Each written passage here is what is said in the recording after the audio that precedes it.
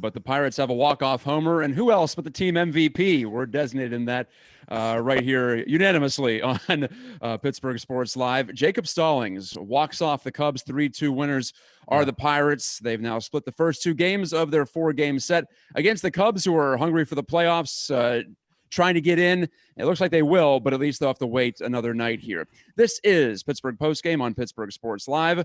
It's a three-man weave, at least for right now, or at least we're going to go around the horn, I should say. Let's use a more baseball-appropriate reference, shall we? I'll be the third baseman. Matt Gajtka, Mike Asti is at the Keystone at second base, and Alan Saunders is our first baseman, ready to put the ball away and get us back into the dugout.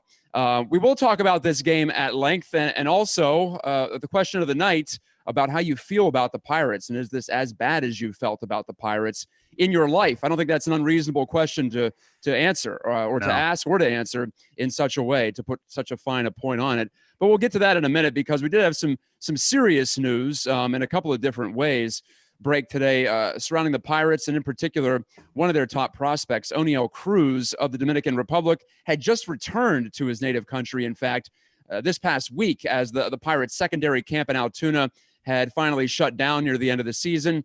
And Cruz returned, like I said, to his native land and got into a traffic accident, actually hit a motorcycle while driving under the influence, as it came out tonight, reported by ESPN Deportes and confirmed by a couple of sources here locally. But all three people on the motorcycle that Oneil Cruz struck died. And so Cruz is facing, at least as far as we can tell right now, according to initial reports, up to 5 years in prison. Which kind of sounds light considering the seriousness of the purported crime here. So charges are going to be filed. There's going to be a hearing, a lot of things to come here. But I want to toss to Alan Saunders here first, because he's been covering a lot of the Pirates prospects over the past few years.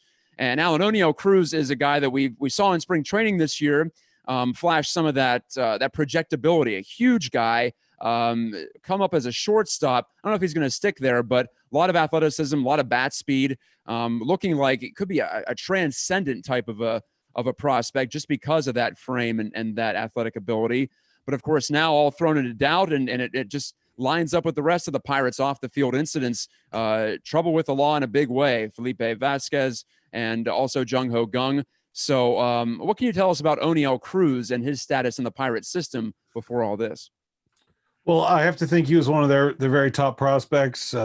The fact that he was in that Altoona group working out as part of the 60-man roster, despite the fact that he never played above Double-A in his professional career before this season, shows what the Pirates thought of Oneil Cruz. A very interesting prospect, really unique in baseball. 6'7", 210-pound shortstops are just not a thing. They are, it is a unicorn from a physical and tools perspective.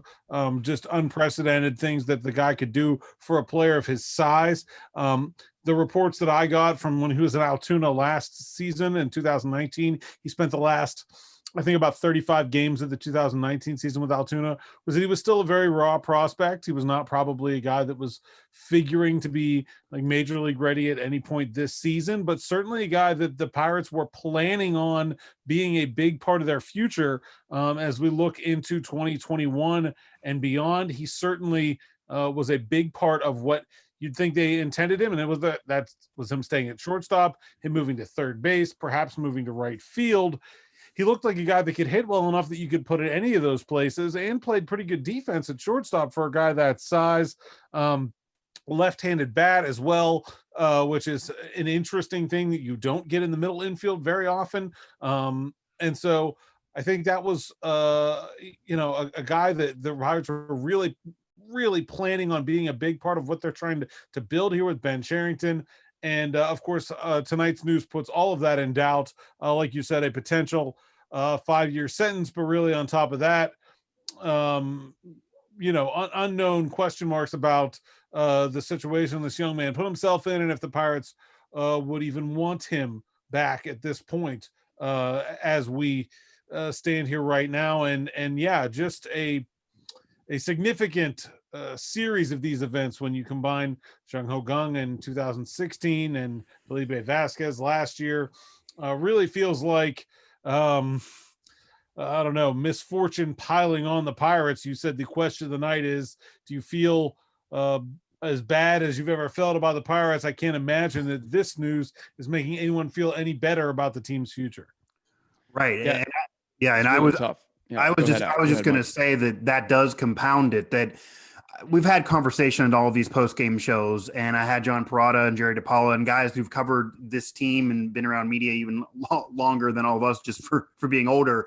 And we're able to touch on the '85 team because that's often compared, and that team was one of the worst Pirate teams of all time. Certainly the teams in the '50s before they eventually won that '60 World Series have been brought up historically as among the worst Pirate teams of all time. But they brought up how the '85 team didn't care, the '50s teams and the expectations, and this team just being a young team that maybe just not talented enough and just not flat good enough. But then you add on everything that Alan just touched on and just the misfortune of the last several years. And Young Ho Gung maybe starting that off with the promise of him individually and what that meant to that era of Pirates baseball and maybe the future then. And for that to happen with him, luckily it didn't unravel to the news of today with him, but that could have been the situation. And then we know about Vasquez and how awful that was. And now this news tonight with another Pirates prospect. And it just leaves you with that taste in your mouth that when you ask, you're not asking the question on, is this the worst Pirate team of all time? We've talked about that in the past, and maybe it is, maybe it's not. The reduced schedule might take them away from ever being called that in history. But when you ask, is this the worst feeling you could have about the Pittsburgh Pirates moving forward in general? You couple all of those off the field incidents, all the unluckiness, all of the fact that even the star players that played well last year and the year before, even when they weren't winning, actually had their value decrease this year, and they all seemingly got worse. Polanco in particular, Bell, Reynolds, etc. And then just the fact that it's kind of depleted in terms of the farm. It's not deep. So you lose a prospect for these off the field incidents. It makes it even harder on you. This might be it. I mean, I'm the youngest of the three of us. We're all around the same age, though.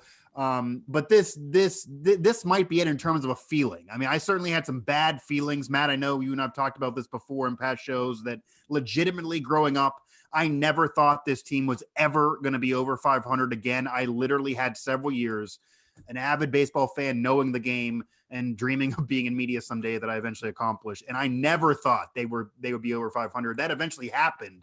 But this might be a worse overall feeling with you couple everything else off the field and all the unluckiness and misfortune around this team. Oh yeah, it's right up there, right down there as far as any moment in time in the history of this franchise, especially in the so-called modern era, the 21st century, maybe even whatever it is that's past the We Are Family team. It's right there. But I don't want to spoil my answer for when I felt the most hopeless about this franchise. We do have plenty of response, by the way, on social media. So I do want to remind folks who are watching right now that chat box on the right side of your screen is wide open for you. So pouring your thoughts on just the general state of the team, whether you feel like this is their nadir or their low point in your life as a fan. And also you want to talk about tonight's game, which was a rare bright spot lately. The Pirates came into tonight having lost 13 of 14. Now it's just 13 of 15 as they go into the final, 5 games of the 60-game regular season. Alan, I want to dig in a little bit more here on the Pirates infield because Brian Hayes is up. So Oneil Cruz was the next guy there that was going to supplement that infield. And up the middle, the Pirates haven't looked so strong. They have guys like Frazier and Newman, but not really game changers. And Ben Cherington just last week was talking about needing more great players. I'm not sure if Oneil Cruz is or was going to be one of those great players before the incident of last night. But at the same time, he had the potential, and that's pretty rare. A top 100 prospect in baseball, a top 5 prospect in the Pirates system, which is pretty deep from top to bottom, if not necessarily top heavy. So that's what strikes me about this, too, beyond the human loss, which we lament, obviously. But this is a Pirate show. This is a sports talk show. So we'll talk about the sports implications, too. This was already a fairly weak point for the Pirates in the major league system. And if Cruz isn't going to be there, whether it be for a couple of years or forever, that does sting in a bigger way than it might at other positions. Yeah, I mean, the Pirates do have other options at middle infield among their kind of top prospects. Nick Gonzalez, maybe a shortstop, maybe a second baseman. who was the number 7 overall pick in the draft this year. Liover Peguero is another shortstop who that was part of the Starling Marte trade, who's probably a couple of years behind. I would say Hayes and Gonzalez. Cruz and Gonzalez, you'd figure arriving at some point in 2021 or 2022, maybe Peguero another year after that. But yeah, I mean, no MLB team is happy to lose a number 3 prospect, but a team like the Pirates just absolutely cannot, right? I mean, not only are these guys, the source of hope of the fan base and that kind of thing, and you see what's happened with Brian Hayes since he's been up, and how I really feel like he's injected a little bit of life into this team from the fan base standpoint. It gives people something to watch anyway. Definitely from the fan base. Even if the team is not doing very well, but without those things, that's a loss. But the Pirates just have no way to replace that level of talent. They're not going to find another. First of all, no one's going to find another 6'7" shortstop because they just don't exist. But they're not going to find another player of that talent level just laying around, right? I mean, they have to work really hard to get the ones they get. They traded a really solid relief pitcher in Tony Watson to get Oneil Cruz a few years ago, and then they kind of have to hope that he develops the way they think he's going to develop in order for him to get there. And then, you get there and this happens. And so I think that's got to be the frustrating part for the Pirates, is that they only have so many of these resources, and for them not to pan out in a way that's mostly completely outside the Pirates' control has to be extremely frustrating. And it's got to be disheartening for the fan base as well, to think that a guy that I think a lot of people had penciled in as a future star or a future potential star now might not be part of the organization going forward at all. Right, whether he was going to be a shortstop, second baseman, outfielder, designated hitter, whatever, it was definitely a star in their minor league system that is now, at least temporarily, if not permanently, snuffed out. So, Alan, thanks for the perspective. We appreciate you jumping on short notice here. This went from not an innocuous story, but one that didn't seem like there was any kind of nefarious nature to it, to all of a sudden with the DUI news, as reported again by ESPN Deportes First. Now things have certainly changed, and it takes a much darker tone. So we appreciate that, and we'll see you on future editions of Pittsburgh Postgame somewhere down the line, probably football related, I would imagine. Sounds good. Thanks for having me, guys. You got it. Again, this is Pittsburgh Postgame. I'm Matt Gajtka with Mike Asti. We're talking baseball now with the Oneil Cruz situation discussed here. We do want to talk about tonight, Mike, because it was a rare bright spot, and I was actually a little bit upset that we didn't have the game. We didn't have a post-game show after the game in which Stephen Brault threw a complete game last week. To say I didn't see that coming would be an understatement, even though maybe you looked at his numbers prior to last week's start and you said, all right, it's a decent season, maybe right in line with his career average. But now Stephen Brault pitches 7 shutout innings against the Cubs here tonight, a team hungry to make the playoffs, like I said at the top of the show, and just impressive around the zone, attacking. Last week he said he didn't shake off Jacob Stallings once. He made the agreement before the game that he wasn't going to do that. So even though Stallings walks off the Cubs, I'm left thinking about Stephen Brault. And again, as we've discussed a couple of times here recently, the state of that 2021 rotation, does it include Brault? Does it not? Is he a swingman? Is he a bullpen guy? Is he a starter? Well, he made a strong case here at the end that he was a starter, the first Pirate starter since 1990, and Doug Drabeck to throw back-to-back 7-inning starts, allowing 2 hits or fewer. A little convoluted there. That's a Pittsburgh. That's a Pittsburgh. At the same time, very impressive too. Question. You can throw that into the trivia whenever we do. Should. Yeah, I should have saved that. Yeah. You can't do it with me on at least, but Alan's bumped off, so maybe you can throw it to Alan. That was going to be the story. Before we learned of the really unfortunate news, before we learned of what not only is happening to the Pirates farm system, but as you mentioned, the unfortunate loss of a life, that this is a sports show, but that is the biggest deal of all of this. And that is why it's so serious and so unfortunate. That's the main crux of the conversation that really needs to be had. And as unfortunate as that is, and maybe the dangers of DUIs and drinking while driving and all of that. And as I said, that did not become the result with Young Ho Gong, but unfortunately is the case here. But prior to any of that news unraveling, Brault's start for me was going to be my headline news. I mean, regardless, again, we've said this time and time again. Yes, they win this game. They win in walk-off fashion. Alan and I were sitting there before you joined the broadcast here, before we went on air. And Alan actually kind of got excited, and it almost looked like he was jumping off his couch a little bit there with, they finally got a walk-off win in that regard, because we've had the Pirates win some of these games. I did have the Pirates come back in the bottom of the ninth and win one earlier in the season, or in the bottom of the eighth at that point, but not like this. And while that's great, I guess, for these young kids, the wins don't matter. We'll get to it later in terms of they don't really want to win. They want to lock up that number one overall draft slot that now they can have off of this year's record. And they're pretty much going in that direction now. So winning is not a big deal, but the individual performances is what we've been looking at for weeks, if not months now, really. And Brault, seven innings, 3 walks, 6 strikeouts, an ERA of below 4. One of the better pitching performances individually in a single game all year. And it sounds crazy to say that. It really does, as we're almost done with the season. But 7 innings, 6 Ks, 3 walks in a victory, one of the better pitching performances any pitcher has had all year. Trevor Williams threw up 7 earlier in the season. Musgrove's had a few 5 or 6. This is 7 innings of a quality start. This performance would have won for pretty much any team. This is a performance that could get thrown out there for a contender, and it's by Brault, who's also coming off the quality start of a week ago. He is definitely somebody that seems like he deserves a spot to try this again as a starter moving forward. So fantastic performance by him. And it's nice to see the offense, who didn't give him that much throughout most of the game, eventually reward him with this team at least winning the game, because we've also seen a couple of these starts, even by the ones I mentioned, in the Musgrove and Williams starts earlier in the year, when they've sprinkled in a couple quality starts here or there. The offense collapsed. The offense slept through those games, and they didn't get victories. The offense didn't really show up most of this game, but it's enough. The Pirates get the victory, and Brault pitches very, very well. Yes, the bullpen wobbled again. We talked about how good they were maybe a week ago, I think, but Sam Howard allows the game-tying home run to Anthony Rizzo in the top of the 8th, and it does look like what you were mentioning, Mike, one of those games that the Pirates offense just can't convert into a win. But then you have Jacob Stallings, maybe the last guy in that lineup you'd think would hit a walk-off homer.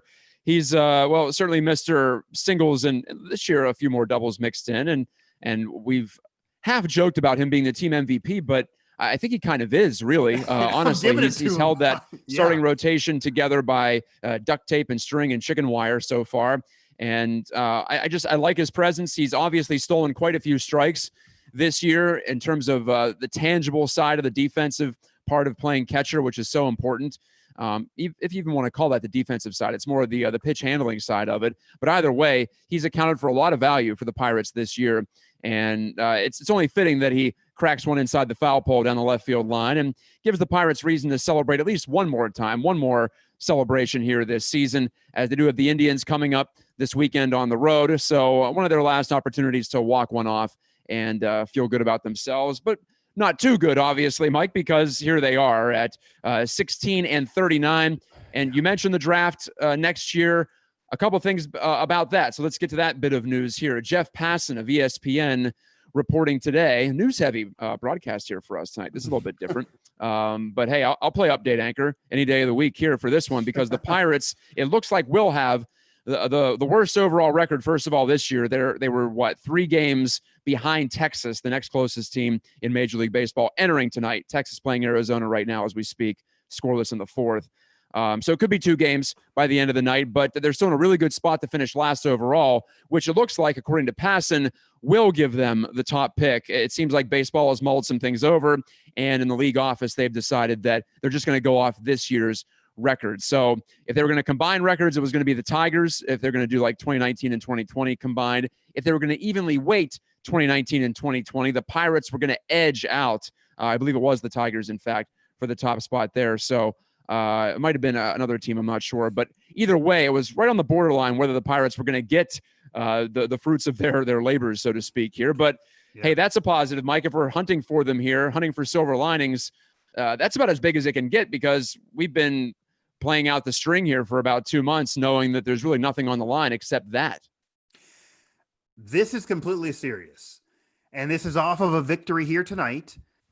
That news is the biggest victory the Pirates franchise has had in years, in all honesty, because everything Alan said at the top of this program, and he's somebody that's covered this team and certainly the minor league system. So I'm glad we had him on at the top of this to really discuss that news more than anybody else. Certainly the last few years, which everybody knows about the heyday of 13 to 15, but these last few years have been a different Pirates era, and it's been a bad Pirates era where we're seeing exodus of players from the prior run with McCutchen and Garrett Cole, some having success elsewhere, some not as much. And now it's a new group. Reynolds and Bell maybe are the faces of these last few years. And while they've been good and there's been good moments, it's not been nearly good enough to give you any type of confidence for the future and any confidence anybody had coming into this season about the new Reynolds and Bell Pirates era for the future. And whenever they win again, those are going to be the two staple guys. That's probably dissipated most of this season based on what's gone on this year, from their performances to all the bad luck around the Pittsburgh Pirates that surrounded the past few years as well. And there hasn't been that. There have been wins. There have been exciting games. There's been cool moments.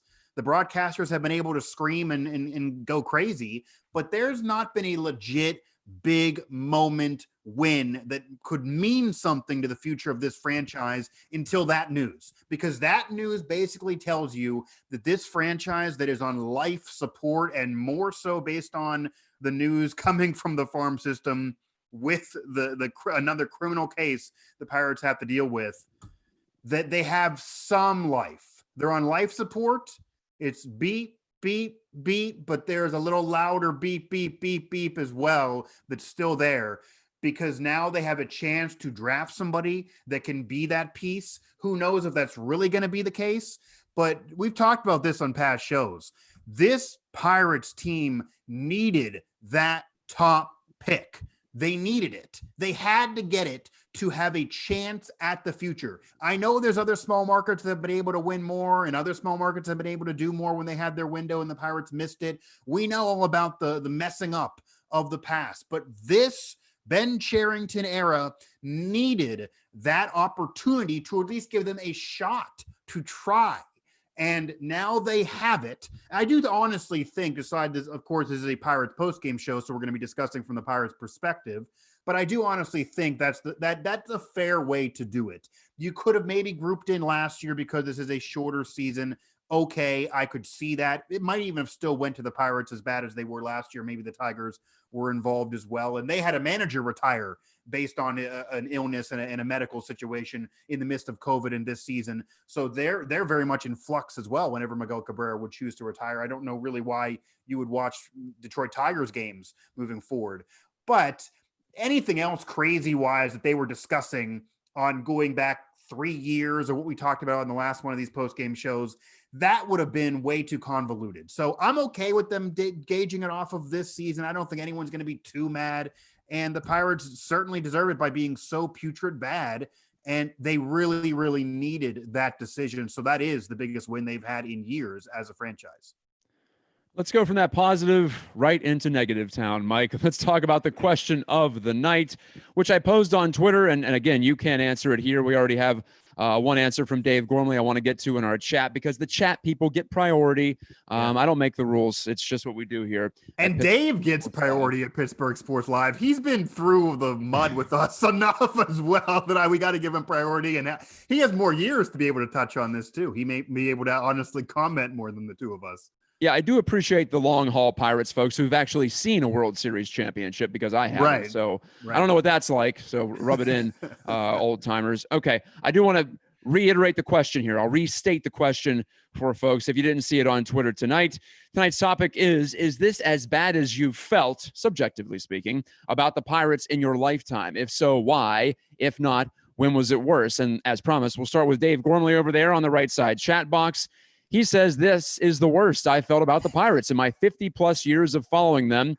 Says a lot, as we were just discussing. Longevity gives you more perspective and more context. As an add-on, well, he says that Mike gave some good reasons for why. But as an add-on, the post-Bonds, pre-freak show teams, so we're talking like 93, 94, 95, 96, were notable in their patheticness. Yeah, that seemed like a really fallow period. I remember as a very young kid getting any seat I wanted at Three River Stadium, basically, because there was no hope until 97, 98. 97, of course, they made that unexpected run. Yeah. Still finished below 500. The combined no-hitter. Yeah. Yeah, you had the combined no-hitter. You had some spark there. And then by the time you got to the late 90s, PNC Park was on the horizon. So at least we had that. So thank you, Dave, very much. He says no such player like Bonds in the system upcoming.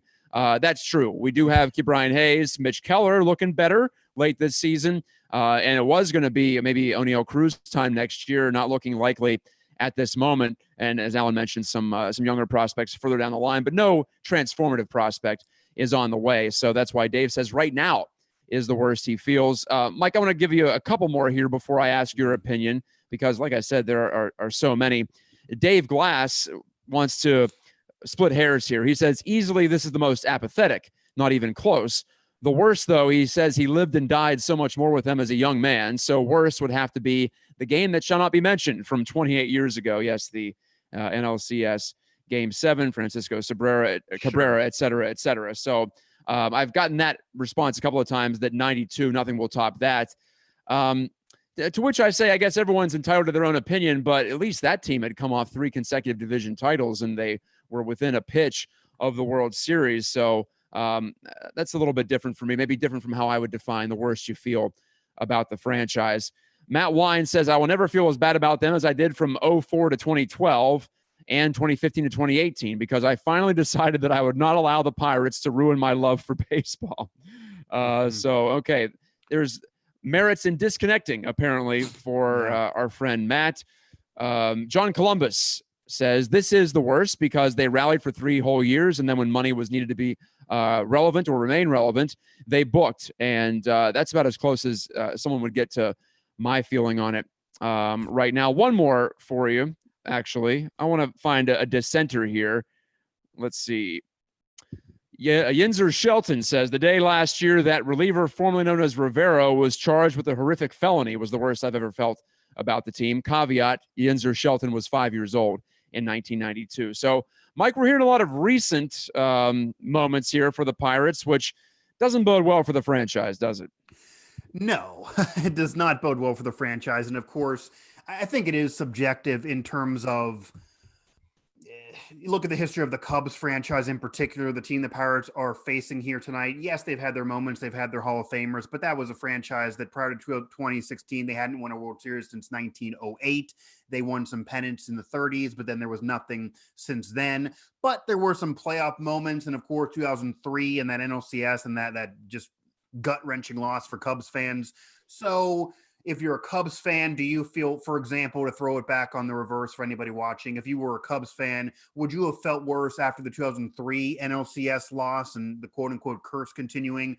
Or do you feel worse in the 90s when after Maddox left and they really was nothing before Sosa, or even some of those years in the 2000s or years in the 40s, 50s, or when Ernie Banks was there for 20 years with 500 plus home runs as a shortstop, revolutionary, and they don't even make the playoffs or a pennant or whatever it was at that point at all. And that was, of course, just getting into the postseason would have been the equivalent of a pennant back then. But there's no postseason action for him at all. So what does it feel worse to have no chance at all and know that going in and be just wasting Hall of Famers? Or does it feel worse to have that gut wrench of, say, the 92 NLCS that you see, okay, there's a Hall of Famer here, there's a star here. We've been so close. Our rivals have won. It's our time. We don't do it. Doesn't happen. And then I think in the pit of everyone's stomach, everybody knew that Bonds was leaving. Everybody knew that if Bonds left, others were going to go. Leland leaving. Bobby Bonilla ended up winning a World Series with him in 97 as a bench player on that Marlins team. Maybe even Leland winning the World Series in 97 was a gut punch to some Pirate fans. So is it worse to be so close and not do it and then know it's going to be a while, or to see others do it elsewhere? Even to see Bonds, steroids or not, set those records elsewhere and be better elsewhere. Is that worse? Or is it worse to have no chance at all? Like say the 50s, like say 85, like say before they got going with Bonds and then after Bonds in the 90s and now in the early 2000s. I think the worst I've ever felt as a Pirate fan was growing up in the early 2000s. The 90s brought some level of excitement a little bit. You're still off of the taste of the early 90s, even though I was way young then. And then, yes, you have the new ballpark. But once the new ballpark lost its favor in 2004, 2005, that, okay, we've all been there a bunch. It's really, really nice. But you want the team to start winning. You don't want to have this record-setting losing streak for pro sports history that they eventually accomplished. You want to try to avoid that. There was honestly a time then that I never thought that team was going to be above 500 ever in my life. They eventually would. So not in any way to say I'm optimistic that it's going to happen soon here now, and they messed up in many regards to kind of lose out on their window. They didn't seize the day as other franchises, say the Royals and other small markets. But still, I don't know if I'm feeling as bad now about the franchise, even with including the off the field unluckiness, as I did back in those early 2000 days. I want to go to a couple more here before I reveal where I stand on this one. Cody Nesper, our friend, says if you're going to tank, the best possible season to do so is one that's a third of the usual length long. We've said that a couple of times here. Yeah. And fans aren't allowed in the stands anyway. This season was way more enjoyable, Cody says, than any of the 90 to 100 lost ones. I don't know if I'd agree with that. I feel like this season's been a total dud all the way through. It was rough, and he didn't do any of these post-game shows to deal with it as not on the glass. It was, I mean, honestly, Mike, this has added spark for me because I have reason to pay attention. So, fair. Yeah. Fair. Again, and Cody continues in terms of feeling bad. The second collapse in a row in 2012. Yeah, that was rough. That was pretty devastating. Yeah, and watching the team slowly fall apart in 2016 topped the list for him. I had a couple of folks also mention the late 2000s. Daniel Moscas, the draft pick, 2007, the summer of 2007. Dave Littlefield's last year in charge, and rightfully so. He was fired before the end of that season. In fact, that is my low point. 2007, when they weren't even really trying in the draft, they were just languishing. They weren't really trying to push for the playoffs, or if they were, it was a terrible job by Dave Littlefield. He was hamstrung, of course, by lack of funds. Kevin McClatchy nearly drove the team into bankruptcy for good reasons. Obviously, his heart was in the right place, but didn't have a good concept of debt management there. And they had to sell off Ramirez in 2003. But for me, it culminated, all of that era culminated in 2007 when you knew they weren't even really trying. And there was nothing on the farm. The team was below average, not awful like this year's team is, not terrible like the 105 loss team was in 2010. But as far as my feeling on the franchise and where they were going and the ultimate direction of it, 2007 was the worst because they were already bad. There was no way out. They weren't going to compete. They weren't trying. That was the total lack of hope. Because for me, feeling bad isn't all about getting close and losing. That can be excruciating, but it is a feeling. You feel like at least the team gave a push for you, and that your energies and your time spent caring about this team was in some ways rewarded because they made a decent run at it. But when they're not even trying, and I'm not saying they're not trying right now, but they're so far from it. They're pretty hopeless. They're having off the field troubles as well. It's there's no fans in the stands. It's been tough to even get excited for a win like this one tonight, I'm sure, if you're a Pirates fan. I'll put this one second to the bottom, and I put 07 at the bottom because at least now I know they can do it. 13 through 15, we've seen it. Maybe tougher emotionally to recover from that, but I'll take devastation over apathy. And apathy is, I think, where a lot of people are at right now. And that is the most dangerous feeling, if you want to call it that. It's really lack of a feeling that any pro sports franchise can engender, because once people stop caring, and Mike, you and I saw a lot of that from our friends growing up, I'm sure, even though we paid attention to the Pirates. A lot of people our age didn't. And now you're seeing that effect compound here with the disappointment of falling back down and now completely languishing. So the Pirates have a lot of work to do with their fans. And if I'm in that front office, I got to start thinking of some innovative ideas to get people to care about the Pirates again in 2021 and beyond. Well, one nice little thing that could be done that was not done in the previous regime, for whatever anybody thinks about regime, this really is something they struggled with. And that's just being flat out honest. Just be honest to the fans. I get that you have to sell some PR and you can't open up a year on anyone's radio show and say this season's for naught and we're not even going to try and we want to lose and we're tanking and this season sucks. You're not going to do that. But this whole thing, and many media have corroborated this that I've been speaking to, that they won't say the literal term rebuilding.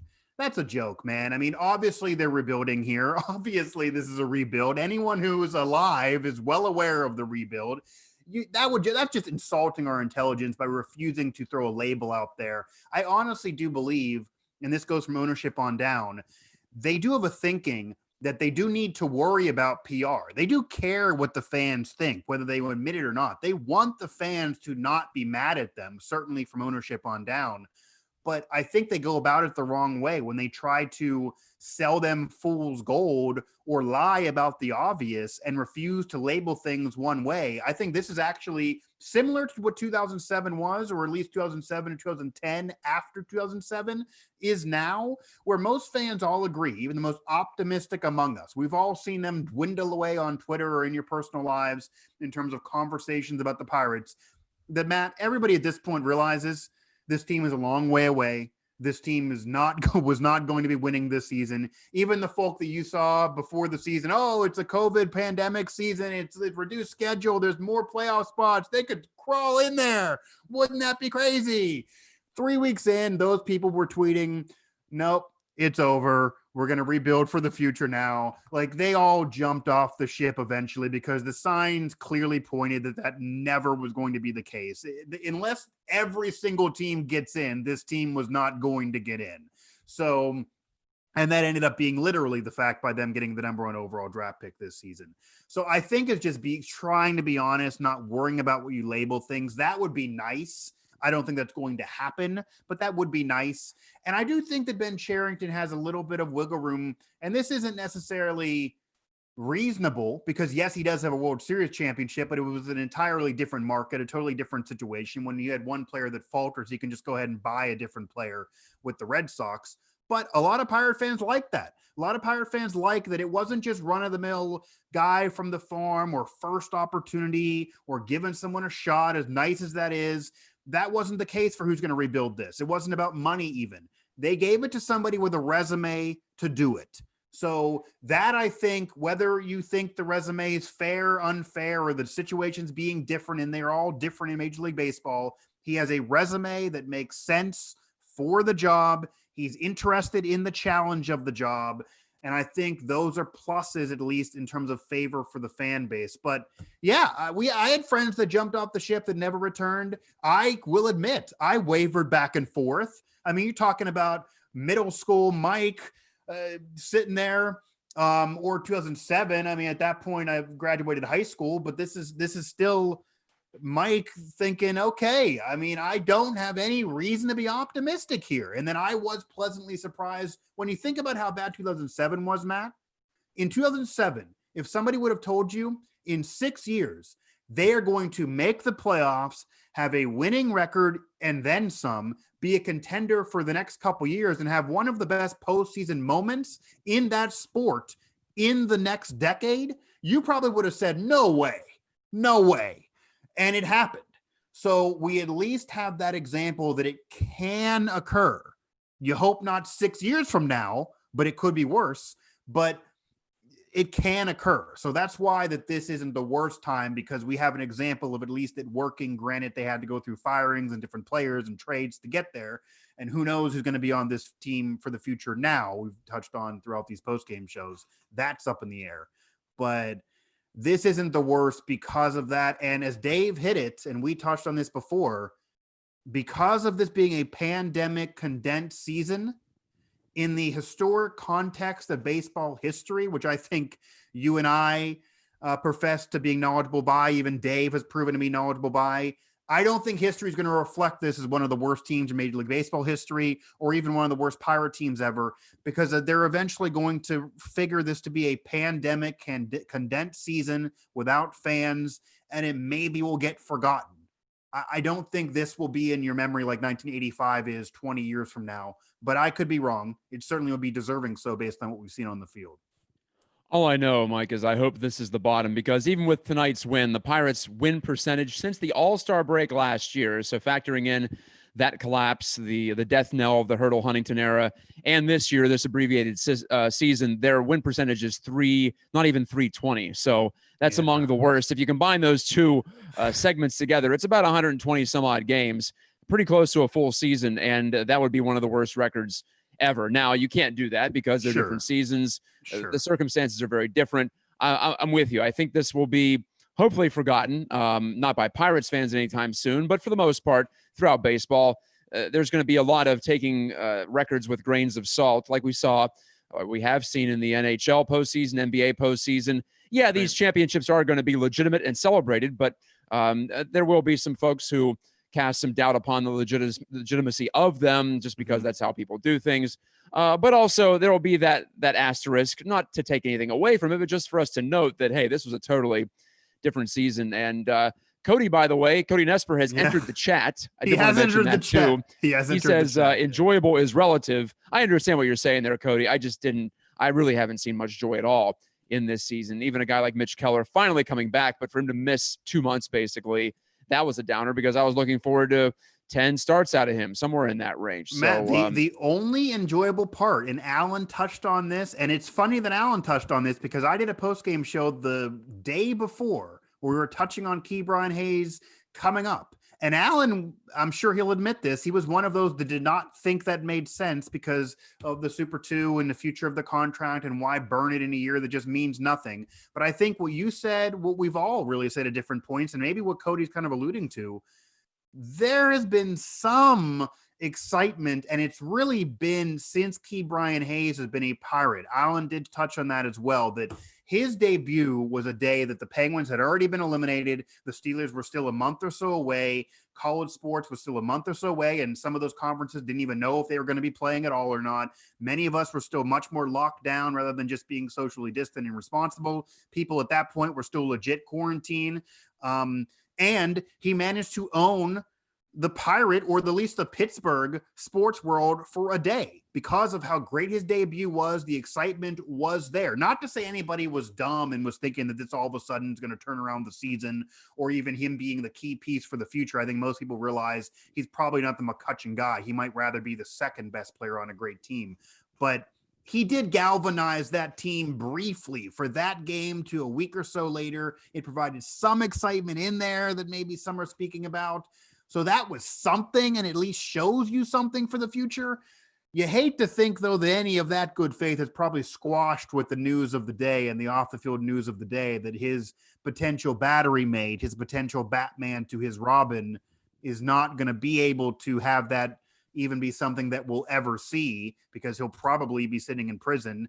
And at that point, you would feel like the franchise would have a rough time bringing him in ever, even after getting released. Granted, it's not a life sentence. That would be quite controversial if they still own his rights and they allow him to hack away after 3.5 or whatever he has to serve of those 5 years when someone passes away at his hands, for a matter of speaking. So maybe that good faith is lost, but Ke'Bryan Hayes would have to be that moment. His debut would have to be the moment of the season if there's ever any bright spots. Thank you so much for all of you for responding to the question of the night. And that took the place of 3 up, 3 down. I kind of like that, at least in this context here, because we had so much news at the top. So it's a pretty chock full show for game 55 out of 60 in a last place overall type of a season for the Pirates. So again, thank you for chiming in and providing us some great conversation points here. Please continue to do so on Twitter or on the chat here for the next couple of minutes as we do set up the rest of this series against the Chicago Cubs. 2 more games left. Mike, tomorrow is the final home game of the season at PNC Park for the Pirates.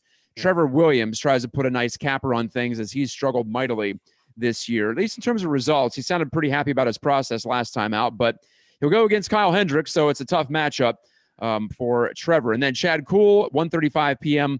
on Thursday afternoon. Against Mills of Chicago, who threw a no-hitter just recently. Mike, next time you and I talk, looks like it's going to be Friday night after the series opener against Cleveland at Cleveland. Mitch Keller pitches, so a pretty good way to put a cap on this season of Pittsburgh Postgame, our first. Talking to you after some Pirates games. So that'll be our final broadcast of the year regarding baseball, at least after a game. So we have at Cleveland, 7:10 p.m. We'll be with you on Pittsburgh Postgame on that Friday. The series against Cleveland then wraps up Saturday and Sunday. That Sunday game's at 3 p.m., by the way. So you can do a little dual clicker action if you're a football fan too, with the Steelers playing the Texans at 1. Mike, any final words on this one? Because, well, we've hit the 45-minute mark. I think that's sufficient for a game at this stage of the year. Yeah, and we have a lot of news to cover and a lot to talk about here, even away from the game that it was. Granted, a victory for the Pirates and kind of exciting in a way for Pittsburgh. We're closing up shop here. We did manage to get multiple games in most of these series. We got at least one game in most of these series with everything going on in our lives and professional and personal. So I think that's a positive, at least for us here with the channel, especially not having a Pirates-related site. And I will say that if some Pirates major news hits, some off-season news or something major happens, I certainly may touch on it in my show. Others may throw up videos. We may touch on it a little, so don't totally leave us if you're a baseball fan and that's the only reason you're here. But of course, we have a lot coming with football, the football post-game show, the jam-packed weekend again, Pitt, West Virginia, and the Steelers. It'll be the first weekend. All three of those will have post-game shows. And Alan and I were talking off the air. We're trying to put together one for Penn State as well now that they're part of the Now Network. So that's probably one that we're going to be discussing as well. So there's a lot coming throughout the channel. And then before you know it, the Penguins might be playing hockey again as well. And that'll certainly be before we do any more of these baseball shows, whenever that ends up happening. So we definitely, appreciate all of you sticking with us. When you think about it, for not having a full-fledged site, having a season go the way it's been, we've had some, I think in all regard, in terms of reasonable expectations, I'm pleasantly surprised with some of these Pirate numbers. In full honesty, it's not the Penguins and Steelers numbers, but it's legit for based on the season that we've been dealing with. And that does show that there at least are some fans here that certainly do care. We definitely appreciate it. But as far as the rest of the season, I think they're just trying to, again, perform individually, get the hell over with, secure that number one pick. They don't want to putter that away. Granted, that probably can't happen at this point mathematically, depending on what occurs with the Rangers. They got a big win in getting that. And we will be with you to close things up. So anyone who didn't get into this one or didn't feel free on Twitter or the chat, you now got a few days to do so. Hit us up. Matt and I will give it to you on Friday, and we will try to do whatever we can to get to anybody who's in that chat as we'll close up the baseball portion here of Pittsburgh Postgame. And then we do have to, pay homage to also the Riverhounds, a winning team here in the city. Saturday, yeah. Yeah. So that's another one that also could go up through over the weekend as well, possibly. So we'll see. But a lot of action outside of the Pirates.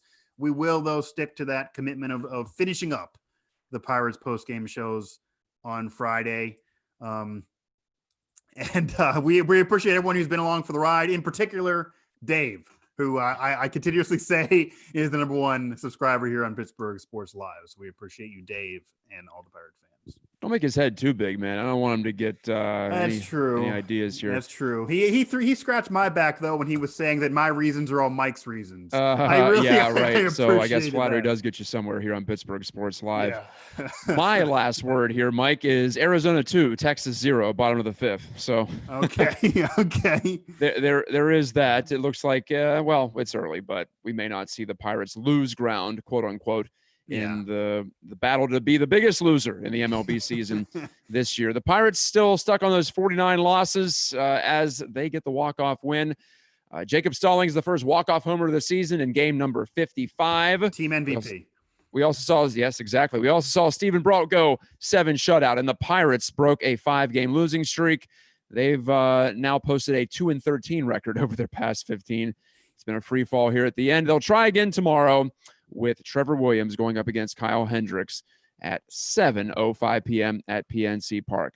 For Alan Saunders, who joined us to talk about Oneil Cruz and all the implications there and that sad story, and Mike Asti, I'm Matt Gajtka saying good night from all of our friends here at Pittsburgh Sports Live. Talk to you next time.